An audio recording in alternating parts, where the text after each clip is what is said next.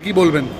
বারাসাত পৌরসভার ৪ নম্বর ওয়ার্ডের ওই জলাশয় ওয়ার্ডে কিছু শোনার পরে দেখে যা মনে হলো তাতে পরিষ্কার যে সেখানে জনসেবার আড়ালে সেখানে পুকুর ভরাটের একটা পরিকল্পনা চলছে। জলাশয় ভরাট করে ওখানে প্রমোটিং করবে বা ওই জলাজমি ভরাট করার ব্যাপারে ওখানে বড় বড় বিল্ডিং তৈরি হবে।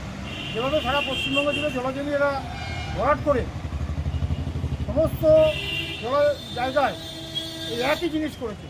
তৃণমূল কংগ্রেস বুঝে গেছে যে তাদের আর দিন বেশি নেই, এই 26-এর পরে তাদের বিদায় নিতে হবে। সুতরাং কাউন্সিলর থেকে শুরু করে বিধায়ক থেকে শুরু করে তৃণমূলের ছোটো বড়ো নেতারা এইভাবে জলাভূমি ভরাট করে তারা প্রমোটারদের সঙ্গে আঘাত করে কোটি কোটি টাকা তারা আত্মসাৎ করছে। এই ব্যবস্থা চলতে পারে না।